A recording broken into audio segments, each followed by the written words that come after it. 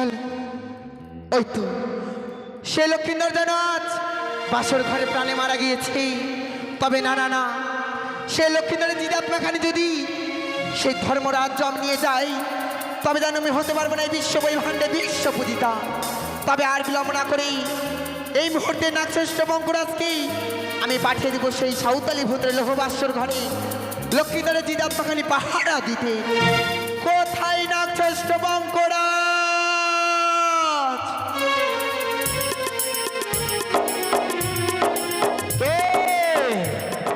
কে যেন আমায় করে সারো, তাই তো বিলম্ব না করে যাই। ও বিলম্বে আমি যেই দরসে দেখি আমার মা, তাই তো মাথা করেছে স্মরণ। বিলম্ব না করে যাই, ও বিলম্বে মাতার সম্মুখে আমি দেব দরস।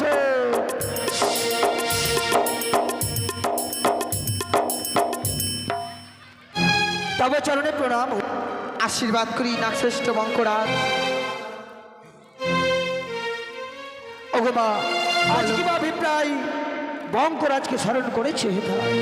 সাঁওতালি ভূতের লোহবাসর ঘরে লক্ষ্মীন্দর প্রাণে মারা গিয়েছে, তাই তো সেই লক্ষ্মীন্দরের জিদাত্মাখানি তোমাকে পাহারা দিতে হবে। সে যমরাজ যেন না নিয়ে যেতে পারে, তবে যেন আমি হতে পারবো না বিশ্ব বৈভাণ্ডে বিশ্ব পূজিতা। কিন্তু কি মা, কি কহিলে তুমি? লক্ষ্মীন্দরের প্রাণে হইয়াছে মরণ, সেই আত্মার করতে হবে আমায় পাহারা। সত্য। কিন্তু কি এই বিশ্বের মাঝে যত জীবের হয় মরণ, কিন্তু মৃত্যু জীবের অধিকারী একমাত্র রবীন্দ্রনাথ ধর্মরাজ্য। সে যতই আমি তাকে এই আত্মা দিতে পারবো না। সে আত্মা আমার স্বাদের আত্মা নয়, আমার হচ্ছে বাদের আত্মা। বেশ বেশ, তাই যদি হয় আমার প্রাণের বিনিময় হলেও আমি জীবাত্মাকে রক্ষা করবো মা। তাই তো বিলম্ব না করে এই মুহূর্তে ছুটে যাবো আমি সাঁওতালি ভুবনে।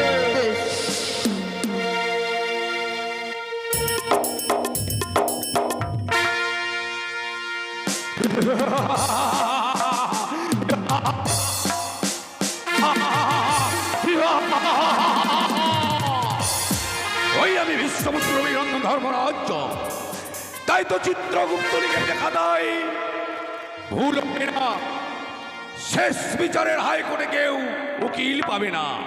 তাই তো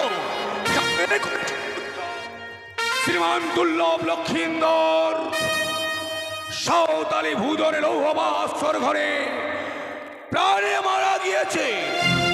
তাই আমি হই ধর্মরাজ্য, পৃথিবীর যে কোনো জীবের হইলে মরণ, আত্মার ধর্মরাজ্য। তাই বিলম্ব না করে এই মুহূর্তে পাঠিয়ে দেবো আমার দূত লক্ষ্মীন্দরের আত্মাকে আনয়নের জন্য। কোথায় কোথায়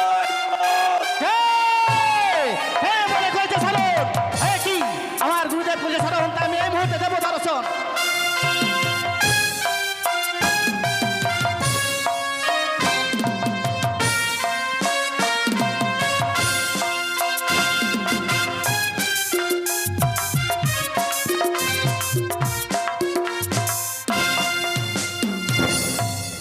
আশীর্বাদ করি দূত। আমাকে কিসের জন্য স্মরণ করেছেন গুরুদেব? সত্যই দূত না বললে জানিবে কি করে কিবা কারণে স্মরণ করেছি তোমারে? হ্যাঁ গুরুদেব। মনে করে এই মুহূর্তে চলে যাও সাঁওতালি ভূধরে লৌহবাসর ঘরে, যে স্থানে তাদের কনিষ্ঠ পুত্র শ্রীমান দুর্লভ লক্ষ্মীন্দরে হয়েছে মরণ। তাই তো আত্মার অধিকার একমাত্র রবীন্দ্রনাথ ধর্মরাজ্য। ঠিক বলেছেন গুরুদেব, আমি এই মুহূর্তে ছুটে যাবো সাঁওতালি পর্বত লৌহবাসর ঘরে, আর লক্ষ্মীন্দরের জীবাত্মা নিয়ে আসবো আমি জমালয়ে। সাবধান গুরুদেব, লক্ষ্মীন্দর আত্মাকে যদি জমালয় না নিতে বানিয়ে আসতে পারো, তোমার স্থান থাকবে এই জমালয়ে। গুরুদেব না, আমি গুরুদেবের কথা মতো এই মুহূর্তে ছুটে যাবো সাঁওতালি পর্বত লৌহবাসর ঘরে। সাঁওতালি পর্বত লৌহবাসর ঘরে লক্ষ্মীন্দর প্রাণে মারা গেছে, তাই লক্ষ্মীন্দরের জীবাত্মা নিয়ে আসবো আমি জমালয়ে। তাই এই মুহূর্তে চললাম আমি সাঁওতালি পর্বত লৌহবাসর ঘরে।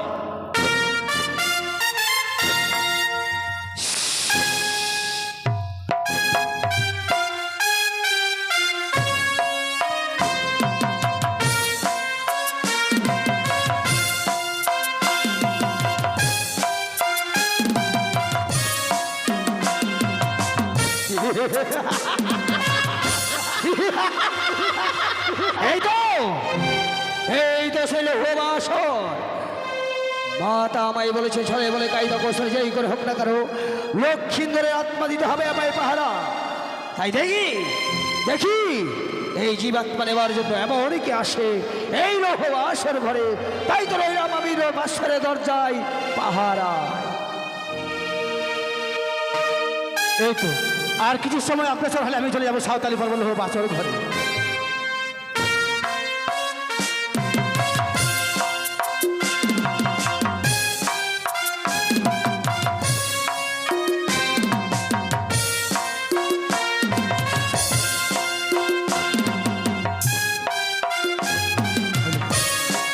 এই তো সে সাঁওতালি পর্ব লোহ বাসর ঘর। এই মুহূর্তে আমি প্রবেশ করবো সাঁওতালি পর্ব লোহ বাসর ঘরে।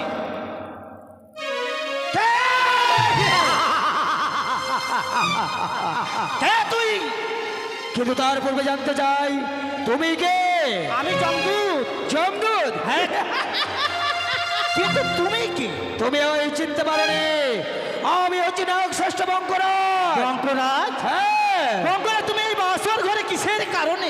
তুমি হয়তো জানো না জমদূত, লক্ষ্মীন্দরের সর্পাঘাতে হইয়াছে মরণ। তাই তো জীবাত্মার বাবার মায়ের বিশেষ প্রয়োজন। তাই তো জীবাত্মার পাহারায় রইয়াছি বাসরের দরজা। তুমি বাসর ঘর থেকে চলে যাও, আমি লক্ষ্মীন্দরের জীবাত্মা নিয়ে আমি জমাল হয়ে। সংযত হয়ে কথা বলো। তুমি হয়তো জানো না আমার প্রাণের বিনিময় হলো এই জীবাত্মা আমি কখনো তোমায় নিয়ে যেতে দেবো না। তুমি আমার লক্ষ্মীন্দরের জীবাত্মা নিয়ে যেতে দেবে না? সামান্য সাপের জাত হয়ে তুই জমদূতের সাথে কথা বলিস? তুমি হয়তো জানো না নাগ শ্রেষ্ঠ বঙ্করাজ আমি। তাই তোমার যদি প্রাণের মায়া থাকে অবিলম্বে স্থানে পরিত্যাগ করো। তুমি আমাকে প্রাণের ভয় দেখাচ্ছ? হ্যাঁ। তোমার যদি প্রাণের মায়া থাকে তাই এই মুহূর্তে তুমি বাসর ঘর পরিত্যাগ করো। কখনো না। তুমি তাহলে বাসর ঘর পরিত্যাগ করবে না? তুমি যদি বাসর ঘর পরিত্যাগ না করো লক্ষ্মীন্দরের জীবাত্মা আছে তোমার জীবাত্মা যাবে জমাল হয়ে।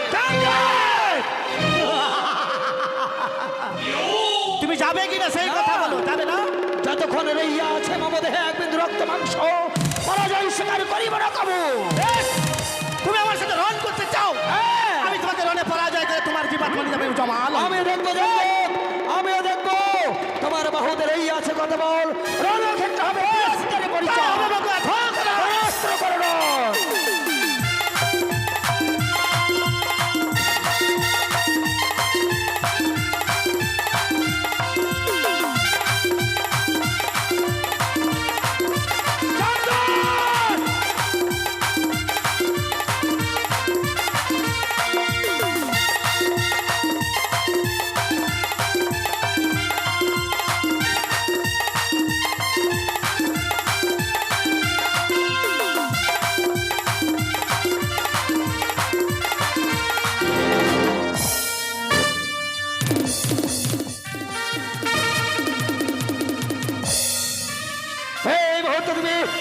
এই স্থানে পরিত্যাগ করো, নইলে লক্ষ্মীন্দরের আত্মার সঙ্গে তোমার আত্মাও আমি মিশিয়ে দেবো না। দেখো ওই যে তোমার মা পদ্মাবতী তোমাকে পিছন হইতে ডাকছে। জানি। দেখো ওই যে তোমার মা ডাকছে। জানি জমদূত জানি। আমার মাতা মাই কথা দিয়েছে বঙ্করাজ চলে যখন এই বিপদে পড়বে আমায় গর্বে সারণ। ওই যে তোমার তোমায় এসে আমি দেখবো মা।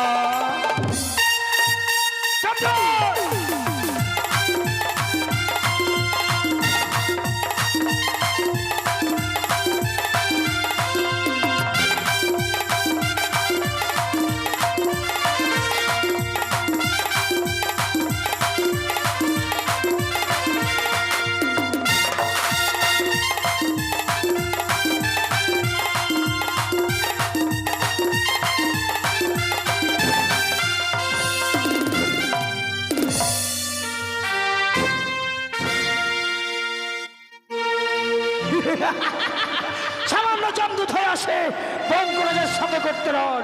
তবে না, হয়তো জমদূত হয়ে যাবে জবানে স্বয়ং তোমরা যদি আসতে পারে বাদশার ঘরে, কিন্তু না কখনোই পরাজয় স্বীকার করিব না। এই মুহূর্তে কঠোরভাবে রইলাম আমি বাদশারের দরজায় পাহারা। আনন্দ আনন্দ মহা আনন্দ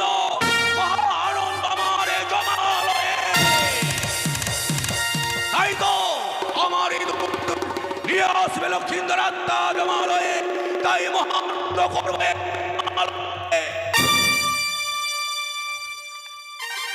কি এখন আসছে না আনন্দ? প্রভু চলে প্রণাম হয় গুরুদেব। আশীর্বাদ করিল। দাও দাও, বিলম্ব না করে দাও, তো দাও সেই লক্ষিন্দর আত্মাখানি তুমি আমার হস্তে তুলে দাও। না, আমি লক্ষিন্দরের জীবাত্মা নিয়ে আনতে পারিনি গুরুদেব। পারুনি? হ্যাঁ গুরুদেব। কিন্তু কেন? সেইখানে বঙ্করাজ সেই লক্ষিন্দরের জীবাত্মা পাহারা দেয়।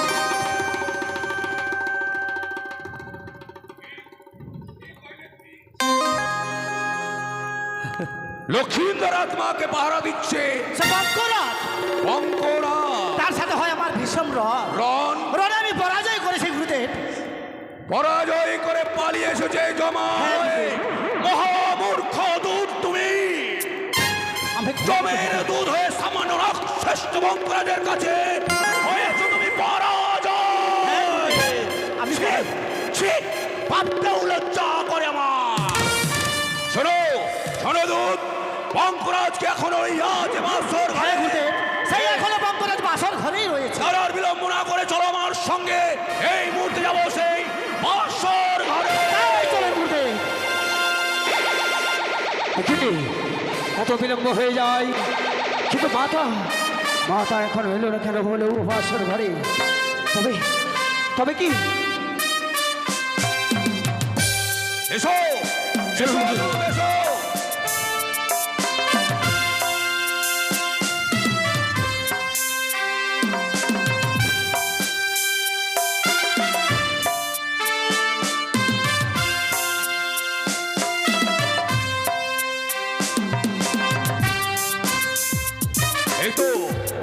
এই তো সেই সাঁওতালি পর্বত বাসর ঘর। হ্যাঁ গুরুদেব। যে লক্ষ্য দু যে লক্ষ্য এই মুহূর্তে লক্ষিন্দর আত্মাকে কবচ করে আমরা অনায়াসে ফিরে যাব সেই জমালয়ে। ঠিক বলেছেন গুরুদেব, তাই চলুন।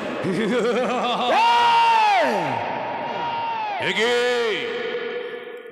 শ্রেষ্ঠ বঙ্করা, তুমি এক্ষণ রইয়াছ বাসর ঘরে। সত্য আমার দুধকে পরাজয় করে তাড়িয়ে দিয়েছিল জমালয়ে। সত্য কিন্তু বঙ্করাজ, তুমি কি জানো না পৃথিবীতে যে কোনো জীবের হইলে মরণ, তার আত্মার অধিকার একমাত্র বীরনন্দন ধর্মরাজ্য। জানি কিন্তু এই যে হচ্ছে বাদের মরা, তাই পাই জীবাত্মার অধিকার একমাত্র হোক না সে বাঁধের মরা আর হোক না সে সাধের মরা, অধিকার একমাত্র বিধাতায় লেখা ছিল মরণ আমার ভাই পদ্মাবতীর কথা মতন, তাই তো জীবাত্মার অধিকার একমাত্র মাতা পদ্মাবতী। মহামূর্খ বঙ্করাজ, মহামূর্খ তুমি। বিধাতা লিখেছিল তাই 10 বৎসর পুণ্যকালে মরণ হয়েছে তার বাসর ঘরে। সে সর্বাঘাতে হোক বা যে করে হোক, আত্মার অধিকার একমাত্র আমার। বিধাতায় রেখেছিল আমার মায়ের কথা মতো, তাই তো জীবাত্মার অধিকার একমাত্র পদ্মাবতী। তবে কি বলতে চাও? লক্ষিত আত্মাকে তুমি তুলে দেবে না?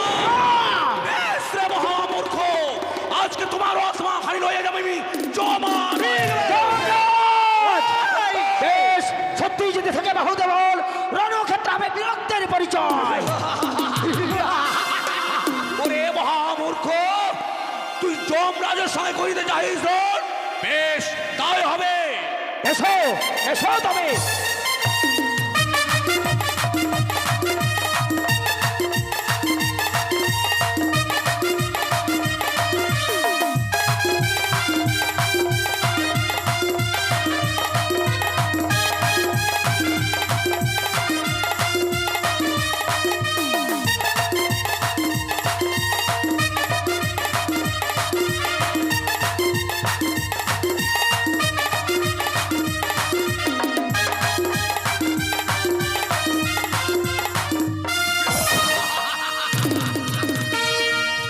শ্রেষ্ঠ বঙ্করাজ, রবীন্দ্রনন্দন ধর্মরাজ জমের সঙ্গে করিতে যাও রহন।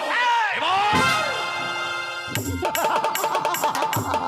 গুরুদেব আর বিলম্ব নয়, এই মুহূর্তে আমরা লক্ষিতের জীবাত্মা আনন্দে অনায়াসে অবশ্যই আমরা ফিরে যাবো এই মুহূর্তে জমালয়ে। হ্যাঁ, গুটি। এই মুহূর্তে লক্ষিন্দর আত্মাকে আমি প্রবেশ করে দেবো আমারই কাছে।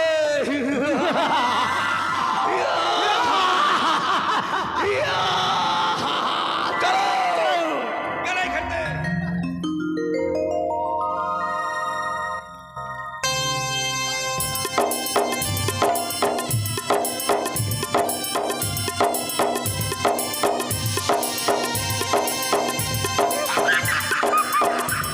ওই তো নিশি প্রবাস হতে চলেছি, তবে মনে হয় এই ধর্মরাজ্য আসবে না, সে জিদাত মাখানে মা! সর্বনাশ হয়েছে, জননী সর্বনাশ হয়েছে। এমনই কি সর্বনাশ হয়ে গেছে। আজ আমি তোমাকে কথা মতো ছুটে গেলাম সেই সাঁওতালি ভূতের লৌহ বাসর ঘরে। তারপর? লক্ষ্মীন্দরে জীবাত্মা পাহারা দেবার ধরে, তাই তো হেন সবাই আসে জামদেব জীবাত্মা হরণ করিবার ধরে। রণক্ষেত্র হয় মোর মহারণ, রণক্ষেত্রে যমদূত পরাজিত হয়ে প্রাণ ভয়ে করে পলায়ন। দেখি বলতো করে বাসর ঘরে রবির নন্দন ধর্মরাজ স্বয়ং আসে বাসর ঘরে। তারপর তার সঙ্গে হয়েছে আমি রণক্ষেত্রে পরাজয়, প্রাণে বলে করিয়াছি আমি পরায়ণ। কহিলে মঙ্গলাজ, তবে কেন হতে পারবো না এই বিশ্ব বৈভাণ্ডে বিশ্ব পূজিতা। পারবে মা পারবে, তবে কেমন করে আরে ছলনা করতে হবে মাগো। এমনই কি এই ছলনা? মুহূর্তে হয়তো জীবাত্মার এসে মাঝ পথে আছে, আমরা দুইজনকে তাদের পথ মাঝে পাত্রত করে ছলনার আশ্রয় নিয়ে জীবাত্মাকে হরণ করে নেব। বেশ মঙ্গলাজ, চলো আর বিলম্ব না করেই এই মুহূর্তে চলে যাও সেই ধর্মরাজের সর্বে। বেশ, চলো চলো, আর কিছু গেলে আমরা জমালয়ে পৌঁছে যাবো। হ্যাঁ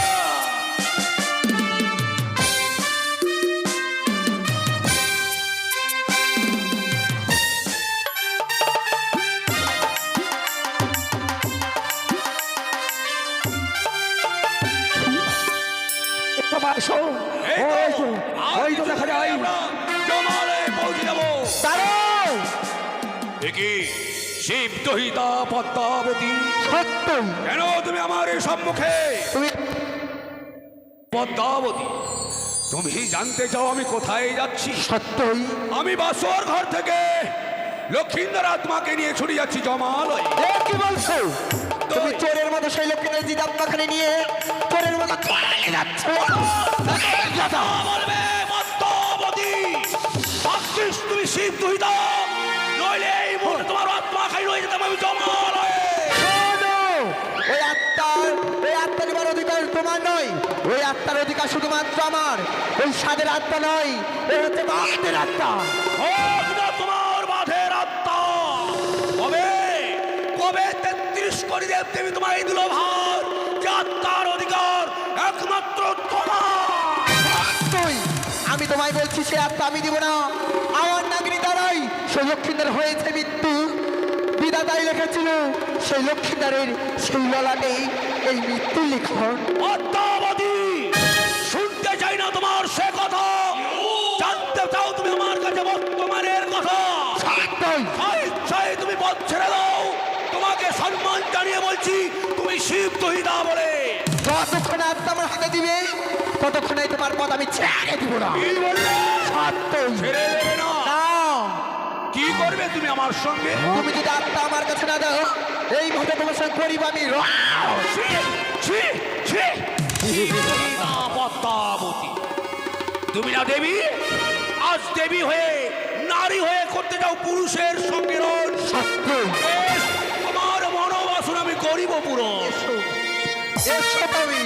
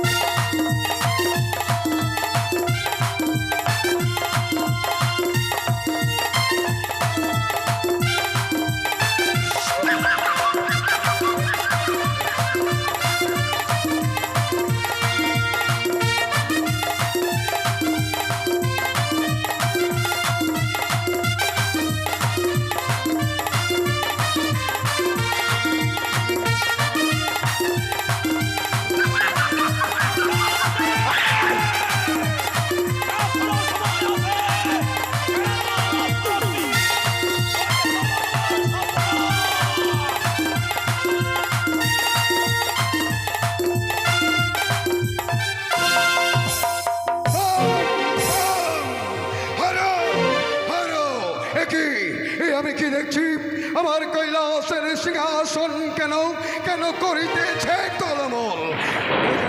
না জানি মধ্যে কোনো বিপদ হয়েছে, এই মুহূর্তে আমাকে ধ্যানী যোগে জানতে হবে। পদ্মাবতী! এখনো সময় রইয়াছে। এই আমি কি দেখছি? এই যেন দেখছি মধ্যে সাঁওতালি ভূধরে লক্ষিন্দরের হইয়া আছে মরণ, আর সেই লক্ষিন্দরের জীবাত্মালয়ে পদ্মার সঙ্গে ধর্মরাজের এই মুহূর্তে যদি আমি মরতে না যাই, তাহলে এই যুদ্ধ যদি আমি সম্বরণ না করি, তাহলে যে হইবে ভীষণ প্রলয়। আমি চাই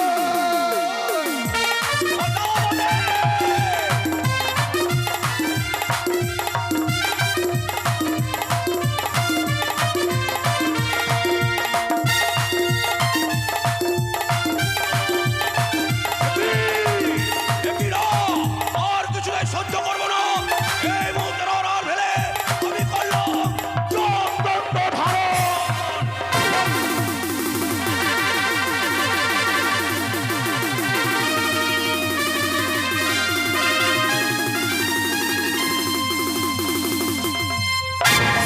রবির নন্দন ধর্মরাজ পদ্মাবতী! একই হয়েছে, এ আমি কি দেখছি? রবির নন্দন ধর্মরাজ প্রণাম হই তবু জানে গুরুদেব। কল্যাণ হোক তব রবির নন্দন। এ আমি কি দেখছি? পিতা গো, তব চরণে প্রণাম হই পিতা। কল্যাণ হোক তব, কল্যাণ হোক তব। এগে ধর্মরাজ পদ্মাবতী, পিতা কিবা কারণে তোমার দুইজনের এই কঠিন বলতে চাই গুরুদেব, পূর্বেই নাগপাশ থেকে পরে করমোচন। ঠিক আছে, এই মুহূর্তে নাগপাশের বন্ধন মোচন করে দাও পদ্মাবতী। দাও বকরাজ। বেশ গুরুদেব, আপনি তো জানেন গুরুদেব, 33 কোটি দেব দেবী বলে দিয়েছে ভার, পৃথিবীতে যে কোনো জীবের হইলে মরণ, আত্মার অধিকার একমাত্র অভিনন্দন ধারণ রাজ্য। এই কথা তো ঠিক। তাই তো তাদের কনিষ্ঠ পুত্র শ্রীমান দুর্লভ লক্ষিন্দর সাঁওতালি পর্বতে হয়েছে নিধন। তাহার আত্মা খানি নিয়ে গিয়েছিলাম জমারে বলে আপনারই কন্যা পদ্মাবতী মরে করেছে বাধা। এ তো ঠিক, রবীন্দ্রনাথ ধর্মরাজ জমেরই তো এই জীবাত্মার অধিকার। সত্যই পদ্মাবতী, বলো কিবা কারণে তুমি ধর্মরাজের সঙ্গে করেছ জয়? পিতা গো, সেই লক্ষিণের জিদাত্মাখানি আমি যেন দিতে পারবো না গো পিতা। সে সাদের আত্মা নয়, সে আমার বাদের আত্মা পিতা। বাধের আত্মা? সত্যই। তবে বাধের আত্মা যদি হয়ে থাকে, তাহলে তো এই আত্মার অধিকার একমাত্র পদ্মা। পশুপতি একই কহিলে পশুপতি নিজ কন্যা বলে আজকে স্বার্থপরের মতো বিচার করে বলছো এই আত্মার অধিকার একমাত্র পদ্মাবতী। ধর্মরাজ, কিন্তু না, আমি ওই আত্মা ছেড়ে দেব না, এই আত্মার অধিকার আমার। ঠিক আছে, ওই আত্মার অধিকার তোমার। পদ্মাবতী, পিতা নীরব নিথর কেন তুমি? কি আছে তোমার বক্তব্য, বলো তুমি। ও গো পিতা, সে আত্মা আমি দিতে পারবো না। আমার নাগনি দ্বারা হয়ে আছে লক্ষ্মীনারের সেই মরণে পিতা। শুধুমাত্র এই আত্মার দায়িত্ব শুধুমাত্র আমার পিতা। শান্ত হও বেশ বেশ পশুপতি বেশ, তাই যদি হয়, বারবার আপনারই কন্যা বলছে সে আত্মার অধিকার নাকি বলে তাহার, তাই যদি হয়, চাই না আমি 33 কোটি দেব দেবতার দায়িত্ব পালন করতে এই মুহূর্তে ধরো পদ্মাবতী, এই জমদন্দ ধরো, আত্মার অধিকার আসতে হবে তোমার। শান্ত হও। শোনো রবীন্দ্রনন্দন ধর্মরাজ, বলুন পশুপতি। শোনো পদ্মাবতী, বলুন পিতা। আমি দেবাদিদেব মহাদেব, আমি শৈলেশ্বর, আমি বিচারপতি। আজিকার তোমাদের এই দুইজনের রণে আমি যা বিচার করে দেব, তোমরা তো নেবে মেনে। জনাজ্ঞা পশুপতি। তবে শোনো পদ্মাবতী, বলুন। স্বর্গের 33 কোটি দেবগণ প্রত্যেককে মিলিয়া রবির নন্দন ধর্মরাজ চমকে দিয়েছে যত জীবাত্মার বিচারের ভার। সত্যই পিতা গো। বিবাদের মোরা তোমার কারণে লক্ষিন্দরের প্রাণ নাশ হয়েছে ঠিক, কথা হচ্ছে যে সময় যখন তোমার ওই জীব আত্মার হবে প্রয়োজন রবির নন্দন ধর্মরাজ চমের কাছ থেকে চেয়ে নেবে ততক্ষণ। বেশ ওগো ধর্মরাজ দাদা, পদ্মাবতী, আমি আর তোমার সঙ্গে করতে চাই না রণ, তবে তুমি আমায় কথা দাও সেই লক্ষ্মীদের জিদাত্মাখানি যেই সময় হইবে মোর প্রয়োজন তুমি আমার হাতে তুলে দিবে বলো। বেশ পদ্মাবতী, দেবাদিদেব মহেশ্বরে যখন করেছে বিচার আত্মা গচ্ছিত থাকবে জমালয়ে, যেদিন তোমার প্রয়োজন হবে তুমি চেয়ে নেবে ততক্ষণে আমি দেবো তোমাকে আত্মাখানি তোমার হস্তে তুলে। বেশ দাদা গো বেশ। রবির নন্দন ধর্মরাজ চম, পদ্মাবতী, পিতা। আমি জানি তোমরা ক্লান্ত পরিশ্রান্ত, তাই বিশ্রামের প্রয়োজনে যাও। এই মুহূর্তে তোমরা নিজালয়ে ফিরে যাও। তাই হবে পশুপতি। তব জনে প্রণাম হই পিতা গো। কল্যাণ হোক তব দিগকের, কল্যাণ হোক। বম বম হরো হরো। বেহুলা বালি যেন নিদ্রায় মগ্ন, তবে না না না, বেহুলাকে যদি আমি নিদ্রা ভঙ্গ না করে দেই তবে যেন বেহুলা বুঝতে পারবে না তার প্রাণপতি তাকে ছেড়ে অনেক দূরে চলে গিয়েছে। তবে এই মুহূর্তে সে বেহুলার আমি নিদ্রা ভঙ্গ করে দিব।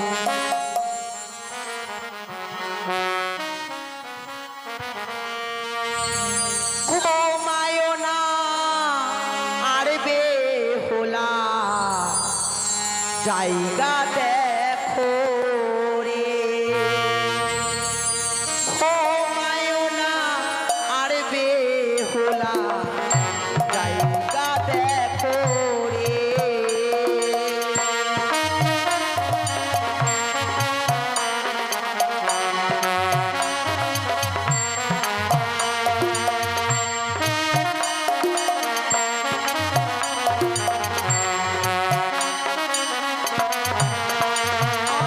আর ঘুমায়ো না আর বেহুলা, জায়গা দেখো রে।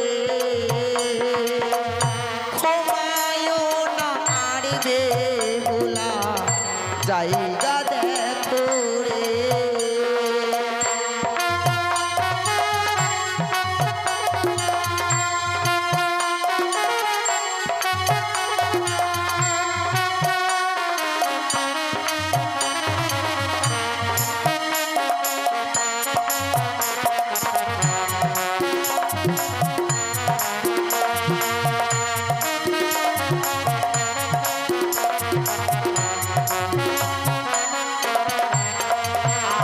আর কাল রাতে কাল নাগিনী ডংসাইলো লখাই রে, হাই রে ডংসাইলো লখাই রে।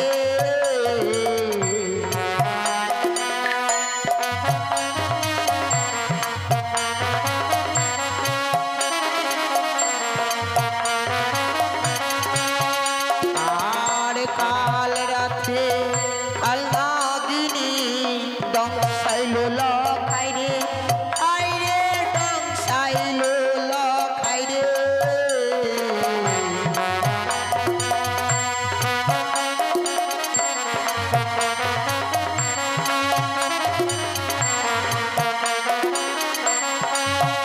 ওরে তাহার জ্বালাই পতিশে, তাহার জ্বালাই পতিশে, নীল বাসর পাহাড়ে রে। ঘুমায়ো না আর বেহুলা, জায়গা দেখো রে। ঘুমায়ো না আর বেহুলা, জায়গা দেখো রে।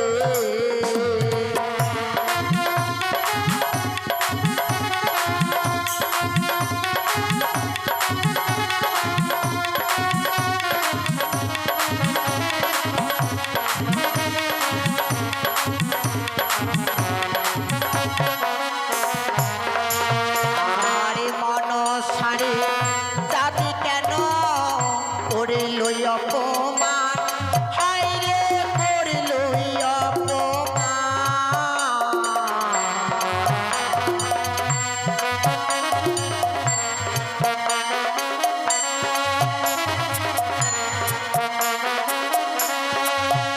আর মনসারে চাঁদি কেন করিল অপমান, হায় রে করিল অপমান।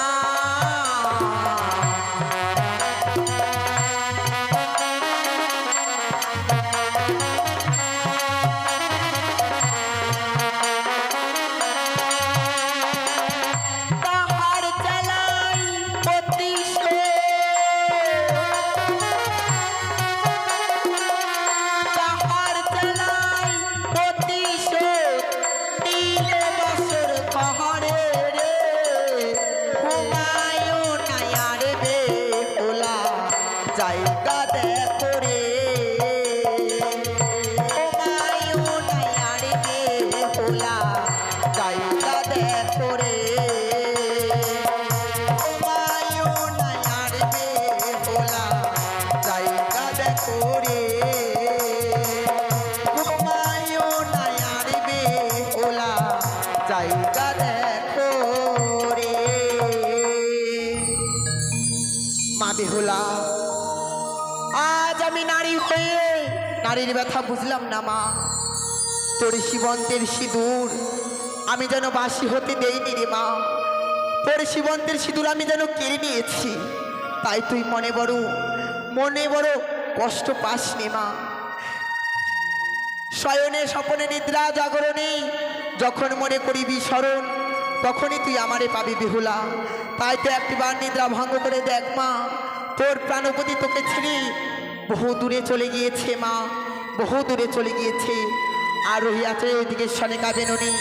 ওরে রে সনিকা, আর নিদ্রে থাকিস না, একটিবার বাসরে এসে দেখ, তোর প্রাণধিক দুর্লভ লক্ষিন্দর তোরে ছেড়ে বহু দূরে চলে গিয়েছে সনিকা। মা বেহুলা, একটিবার নিদ্রা ভঙ্গ করে দেখো বেহুলা।